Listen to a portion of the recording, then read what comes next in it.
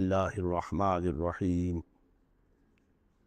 افحسبتم انما خلقناکم عبثا وانکم الینا لا ترجعون فتعالی اللہ الملک الحق لا الہ الا هو رب العرش الکریم ومن يدع مع الله إلها آخر لا برهان له به فإنما حسابه عند ربه إنه لا يفلح الكافرون وقل رب اغفر وارحم وأنت خير الراحمين صدق الله العظيم رب اشرح لي صدري ويسر لي أمري واحلل عقدة من لساني يفقهوا قولي۔ سورہ مومنون کی جو آخری 4 آیات ہیں بہت جامع ہیں، بہت پرجلال ہے۔ افحسبتم انما خلقناکم عبثا وانکم الینا لا ترجعون، کیا تم نے یہ سمجھا تھا کہ ہم نے تمہیں بیکار پیدا کیا تھا، بے مقصد پیدا کیا تھا، اور یہ کہ تم ہماری طرف لوٹائے نہیں جاؤ گے؟ یعنی یہ کہ در حقیقت اگر آخرت کا تصور موجود نہ ہو تو تخلیق انسانی کا مقصد کو سمجھ میں نہیں آتا۔ عام حیوانات کی طرح انسان ہوتا تو بات ٹھیک تھی، لیکن انسان عام حیوان نہیں ہے۔ اس میں خاص طور پر جو نیکی اور بدی کا امتیاز وضعیت کیا گیا ہے، اس کے اندر جو ایک مورل سینس ہے، اخلاقی حس ہے، کچھ چیزوں کو یہ برا سمجھتا ہے، کچھ چیزوں کو اچھا سمجھتا ہے، اور یہ یونیورسل ہے، یہ کسی ایک قوم یا ایک علاقے کے لوگوں کی بات نہیں ہے۔ یہ مورل ویلیوز جو ہے یہ پرماننٹ ہے، یونیورسل ہے، گلوبل ہے۔ تو آخر ان کا نتیجہ کیا ہے؟ گندم از گندم بروید، جو سے جو، گندم سے گندم اگنی چاہیے، جو سے جو، لیکن ہم دنیا میں تو دیکھتے ہیں کہ نیکی کا نتیجہ لازماً اچھا نہیں نکلتا اور بدی کا نتیجہ لازماً برا نہیں نکلتا۔ تو کوئی دوسری دنیا ہونی چاہیے، دوسری زندگی ہونی چاہیے۔ یہی دلیل ہے ایمان بالآخرت کے لیے، جس کو قرآن مجید مختلف مواقع پر استعمال کرتا ہے۔ چنانچہ سورہ آل عمران کے آخری رکوع میں ہم یہ دیکھ چکے ہیں، ربنا ما خلقت ھذا باطلا سبحانک فقنا عذاب النار۔ گویا کہ وہی بات یہاں ہے، اور اگر اسے اس پچھلے سلسلہ کلام سے علیحدہ سمجھے تو ترجمہ ہوگا کیا تم نے یہ سمجھا ہے؟ یہ گویا کہ اب مجھ سے اور آپ سے اللہ تعالیٰ مخاطب ہیں، جو بھی قرآن کا پڑھنے والا ہے۔ افحسبتم انما خلقناکم عبثا، اے انسانوں کیا تم نے یہ سمجھا ہے کہ ہم نے تمہیں بیکار بے مقصد پیدا کیا ہے؟ وانکم الینا لا ترجعون، اور تم ہماری طرف لوٹائے نہیں جاؤ گے۔ فتعالی اللہ الملک الحق، تو بہت بلند و بالا ہے بادشاہ جو سچا بادشاہ ہے، الملک ہے۔ ظاہر بات ہے کہ کوئی بادشاہ دنیا میں ایسا نہیں ہو سکتا کہ جو اپنے غداروں کو سزا نہ دے، وفاداروں کو خلعتیں نہ دے، جاگیریں نہ دے، انعامات نہ دے۔ دنیا کا نظام چل نہیں سکتا جزا و سزا کے بغیر۔ تو وہ الملک القدوس الملک الحق کیسے ممکن ہے کہ وہ اپنے جانثاروں، وفاداروں، تابع داروں، ان کو کوئی اجر و ثواب نہ دے، ان کی کوئی قدر افزائی نہ کرے، ان کی جو جانثاریاں ہیں ان کا انہیں کوئی صلہ نہ دے، اور جو ان کے غدار تھے، اس کے باغی تھے، انہیں کوئی سزا نہ دے؟ کیسے ممکن ہے؟ وہ تو بادشاہ ہے، بہت بلند و بالا، اور بادشاہ برحق ہے۔ لا الہ الا ہو، اس کے سوا کوئی معبود نہیں۔ رب العرش الکریم، وہ بہت عزت والے عرش کا مالک ہے۔ ومن یدع مع اللہ الہا آخر، اور جو کوئی بھی پکارے گا اللہ کے ساتھ کسی اور الہ کو، یعنی اللہ کے ساتھ پکارنا ہے، اللہ کو بھی پکار رہا ہے، کسی اور کو بھی پکار رہا ہے، لا برہان لہ بہ، اس کے لیے، اس کے حق میں، اس کے تائید میں کوئی برہان، کوئی دلیل موجود نہیں ہے۔ فإنما حسابہ عند ربہ، تو اس کا حساب جو ہے اس کے رب کے پاس ہے، اللہ تعالیٰ اس سے حساب لے لے گا۔ انہ لا یفلح الکافرون، اس میں کوئی شک نہیں ہے کہ ایسے کافر فلاح نہیں پائیں گے۔ وقل رب اغفر وارحم وانت خیر الراحمین، اور دعا کرو کہ پروردگار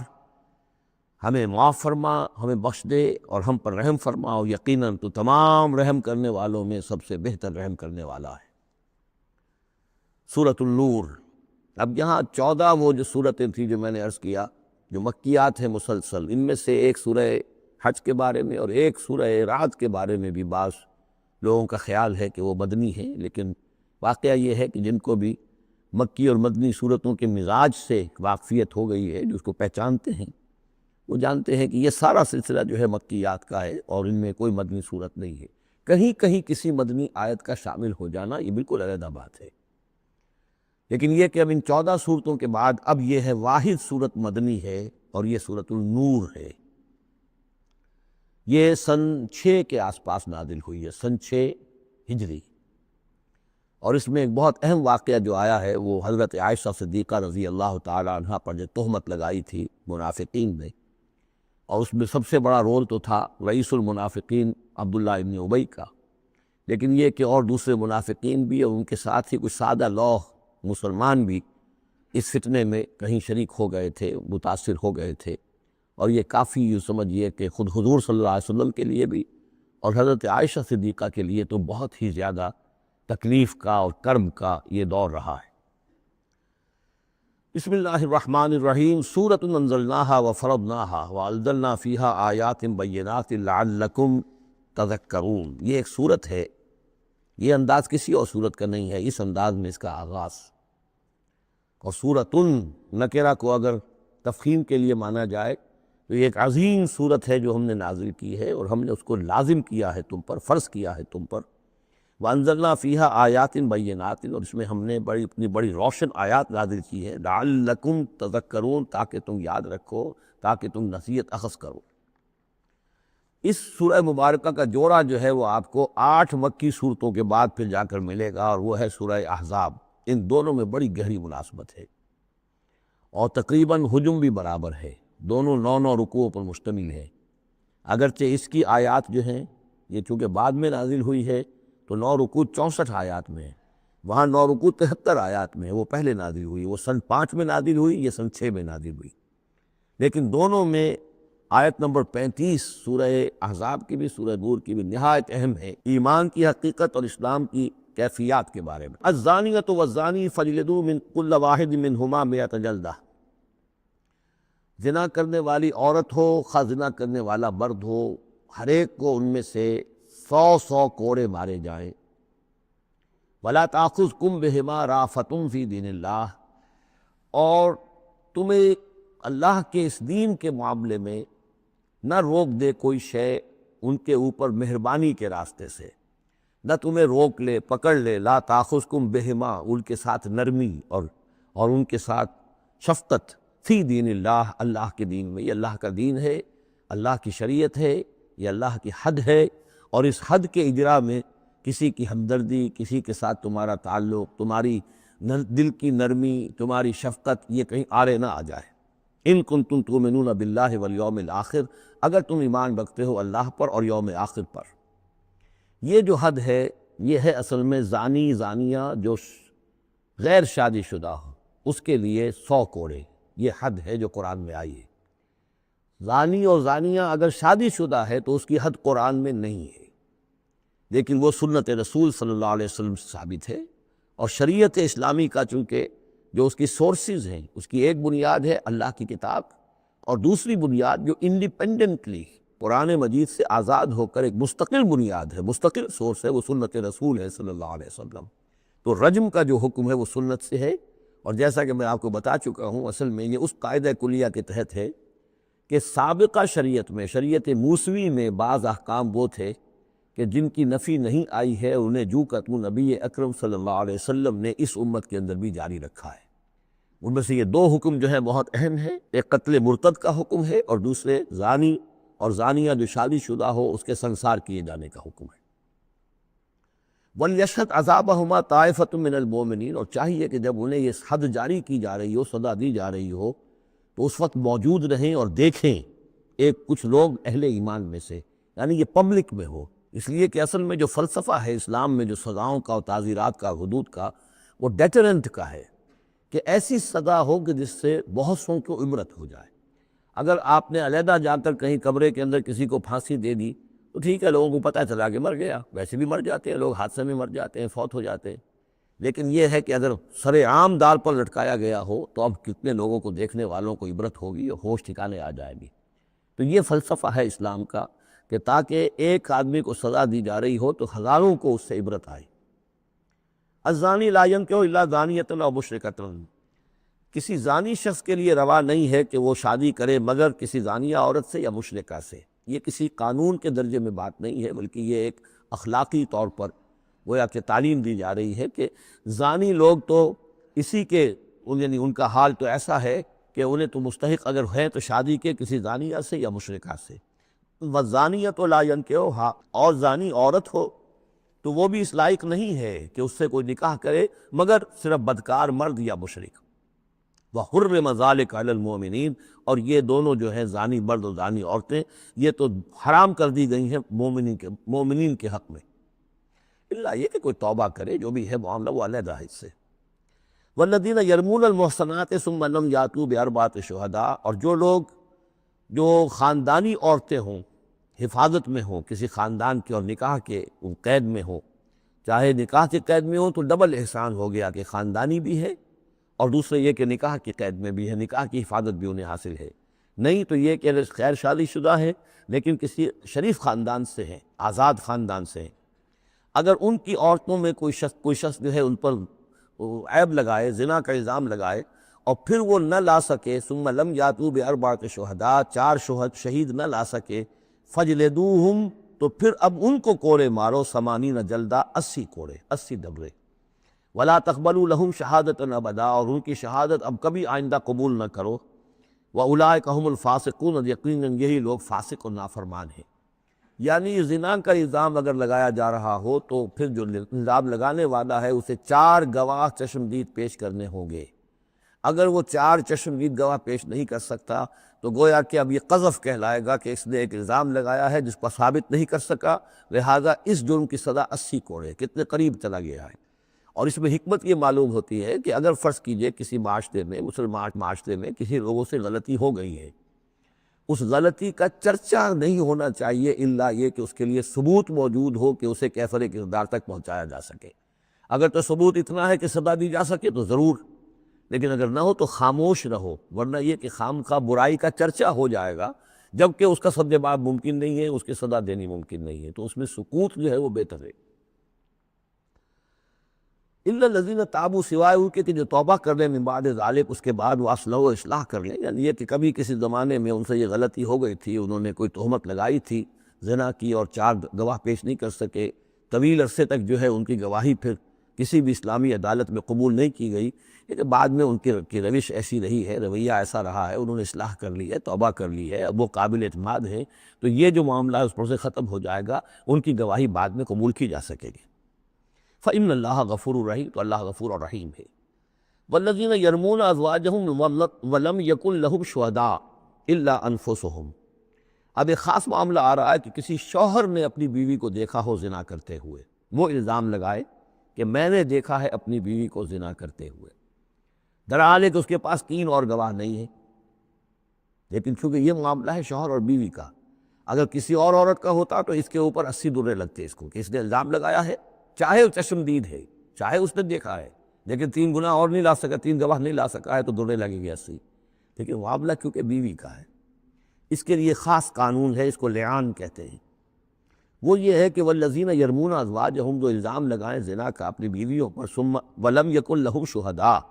اور ان کے پاس گواہ موجود نہ ہو، الا انفسہم، سوائے ان کی اپنی جانوں کے، انہوں نے خود دیکھا ہے،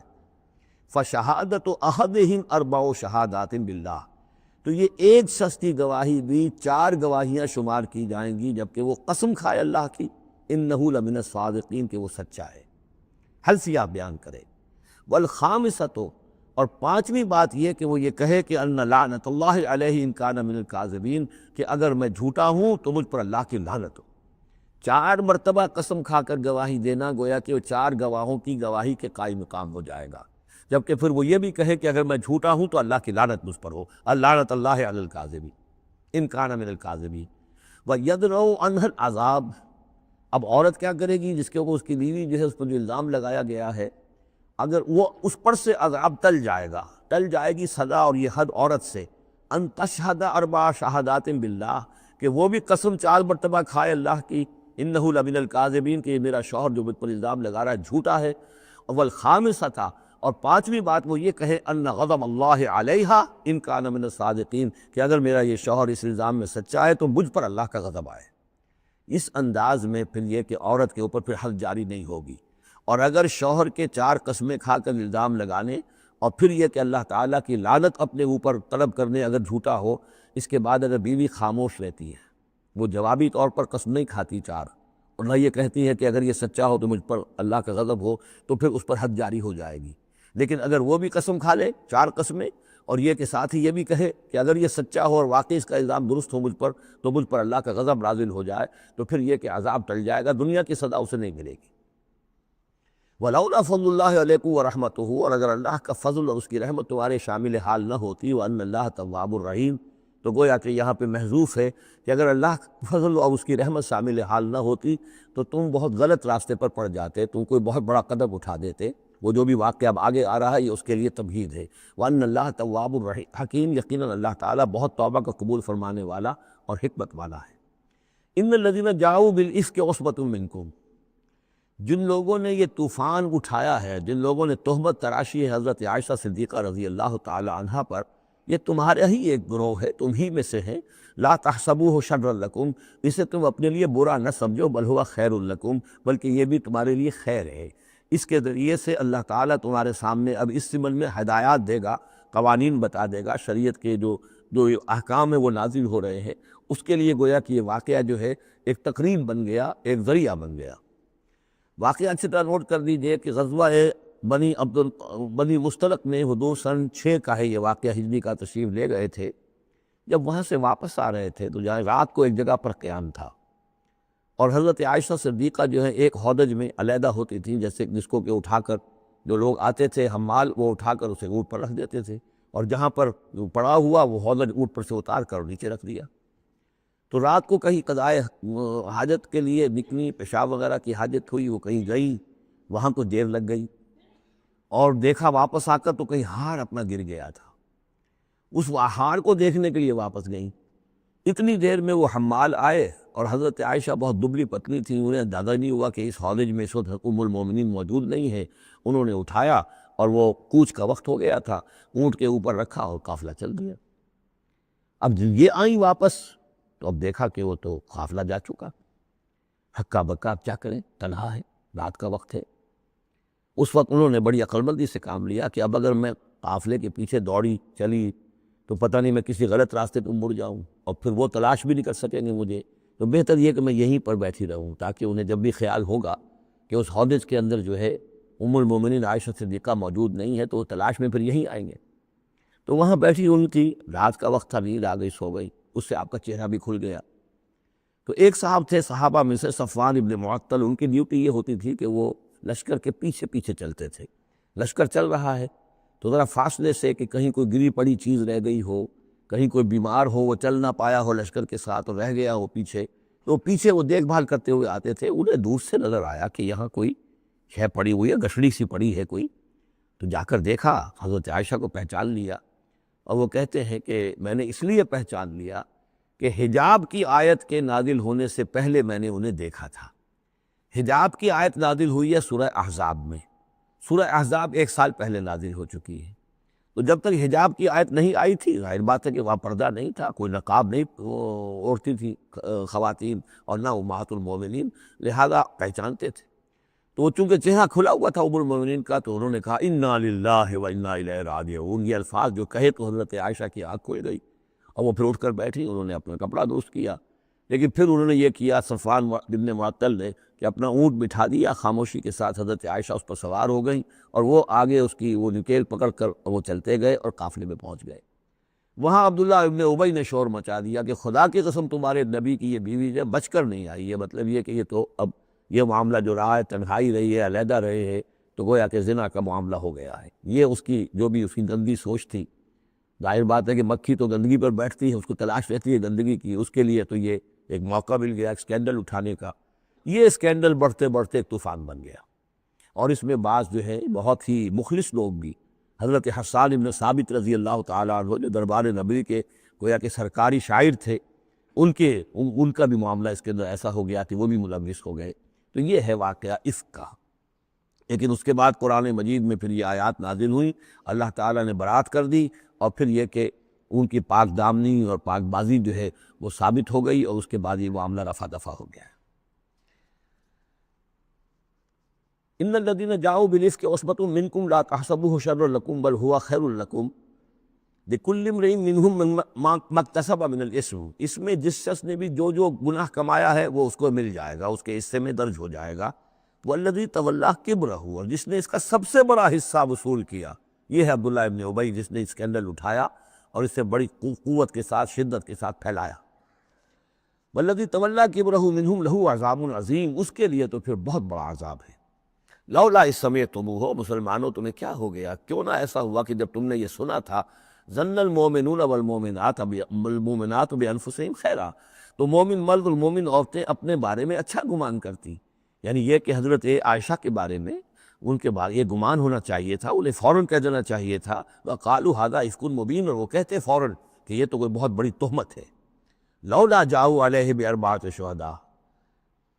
کیوں نہیں وہ لے کر آئے 4 گواہ، اگر تو ان کے پاس گواہ تھے یہ بات کہنے کے لیے تب تو زبان کھولنی چاہیے تھی، اگر 4 گواہ نہیں تھے تو انہیں زبان بند رکھنی چاہیے تھی۔ فَإِذْ لَمْ تَأْتُوا بِالشُّهَدَاءِ، اس لیے کہ یہ 4 گواہوں والی آیت جو ہے یہ سورہ نساء میں اتر چکی تھی، سورہ نساء سن 4 میں آ چکی ہے، وہ ابتدائی احکام جو تھے کہ 4 گواہ ہونے چاہیے اس معاملے کے اندر، یہ آیت سورہ نساء میں آ چکی ہے۔ تو فرمایا کہ یہ کیوں نہیں 4 گواہ لے کر آئے، فَإِذْ لَمْ تَأْتُوا بِالشُّهَدَاءِ، اگر وہ 4 گواہ نہیں لا سکے، فَأُولَٰئِکَ عِندَ اللہِ هُمُ الْكَاذِبُونَ، تو یقیناً اللہ کے نزدیک اور قانون اسلامی کے نزدیک پھر وہی جھوٹے ہیں۔ وَلَوْلَا فَضْلُ اللہِ عَلَيْكُمْ وَرَحْمَتُهُ، اور اگر نہ ہوتا اللہ کا فضل اس کی رحمت تمہارے شامل حال فی الدنیا والآخرہ، دنیا میں اور آخرت میں بھی، لَمَسَّكُمْ فِيمَا أَفَضْتُمْ، تو تم پر پڑتی اس چیز پر کہ جس کا چرچا تم نے کیا ہے، عذاب عظیم، بہت بڑا عذاب۔ اس تلقونہ بألسنتکم، یہ اصل میں انسانوں کی ایک عام کمزوری ہوتی ہے، اس طرح کی بات جو ہے بس ادھر سے سنی ادھر بیان کر دی، ادھر سے آگے بیان ہو گئی، جنگل کی آگ کی طرح اس قسم کی خبریں جو ہیں وہ پھیل جاتی ہیں۔ اس تلقونہ بألسنتکم، جبکہ تم اسے لے رہے تھے اپنی زبانوں سے،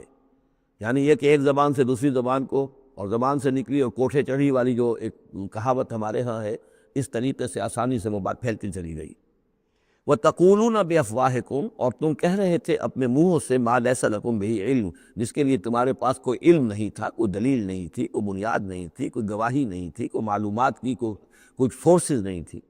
وَتَحْسَبُونَهُ هَيِّنًا، اور تم اسے سمجھ رہے تھے کہ بہت ہلکی بات ہے، معمولی سی بات ہے۔ وَهُوَ عِندَ اللہِ عَظِيمٌ، جبکہ یہ اللہ کے نزدیک بہت بڑی بات ہے۔ کسی پر بھی، کسی مسلمان خاتون پر بھی اس طرح کی تہمت لگا دینا بہت بڑی بات ہے، کھجا یہ کہ بازی بارش بابا ہم بازی، کہ ام المومنین عائشہ صدیقہ رضی اللہ تعالی عنہ، زوج رسول صلی اللہ علیہ وسلم، اب یہ چیز جو ہے بہت بڑی ہے۔ وَلَوْلَا إِذْ سَمِعْتُمُوهُ وَقُلْتُم مَّا يَكُونُ لَنَا أَن نَّتَكَلَّمَ بِهَٰذَا، کیوں نہ ایسا ہوا کہ جب تم نے یہ سنا تھا تو تم کہتے کہ ہمارے لیے بالکل جائز نہیں ہے کہ ہم یہ بات زبان سے نکالیں۔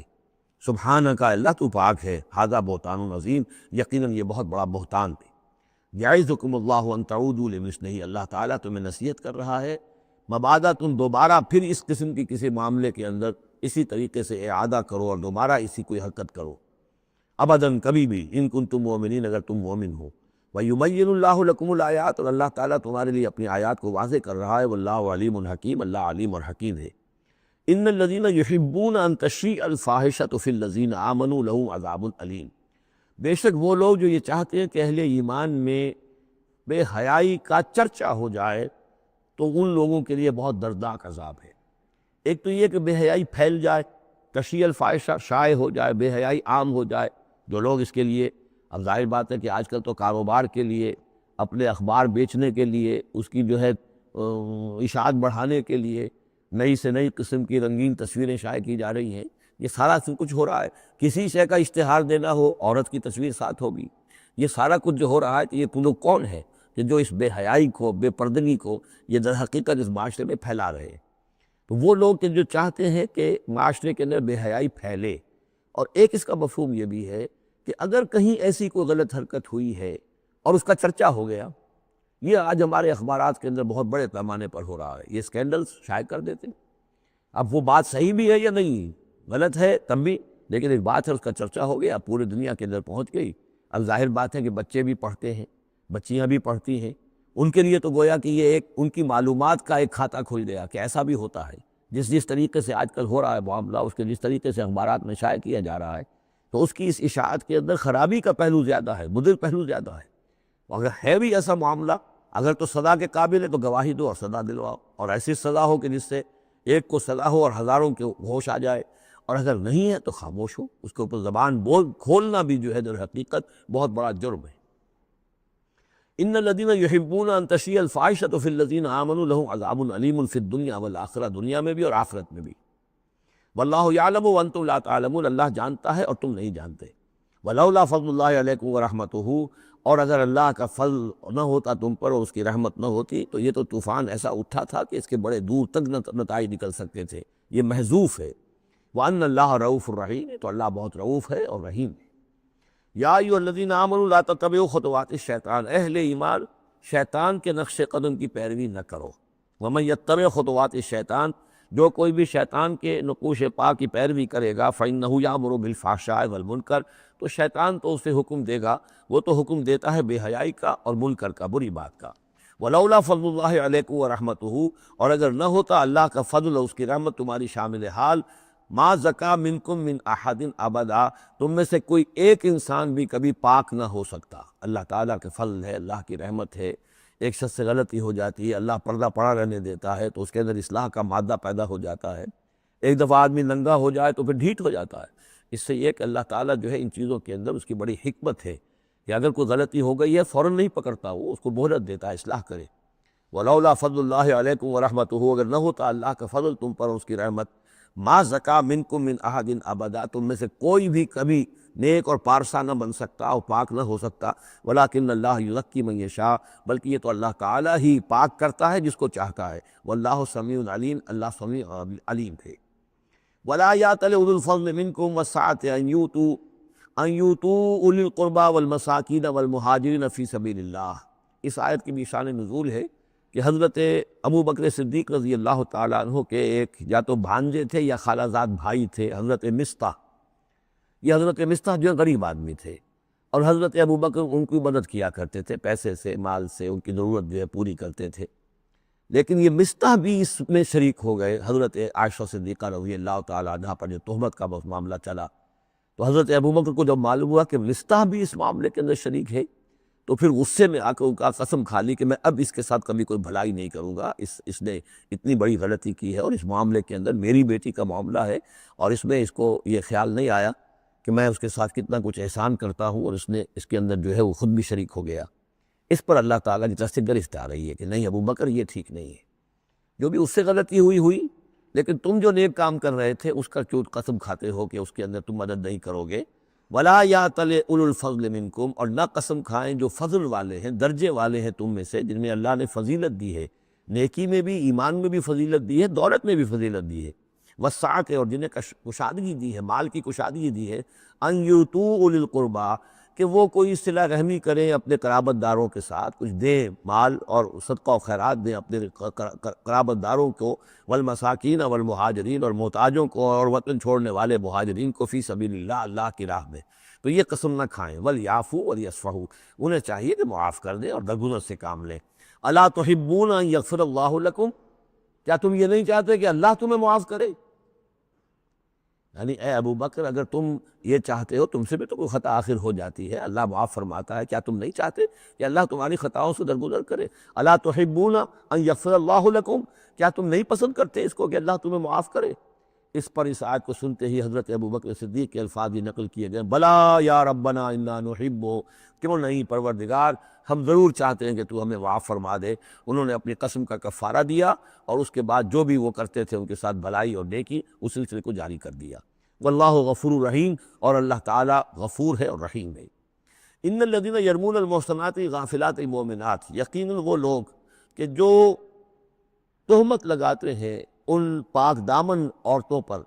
کہ جو غافل ہیں، جن کو ان چیزوں کا ہوش بھی نہیں ہے، جن کا گمان بھی ادھر نہیں گیا، المومنات، اہل ایمان میں سے، لعنوا فی الدنیا، ایسی معصوم اور پاک دامن عورتوں پر جو تہمت لگانے والے ہیں، ان پر پھٹکار ہے دنیا میں بھی اور آخرت میں بھی، وَلَهُمْ عَذَابٌ عَظِيمٌ، اور ان کے لیے بہت بڑا عذاب ہے۔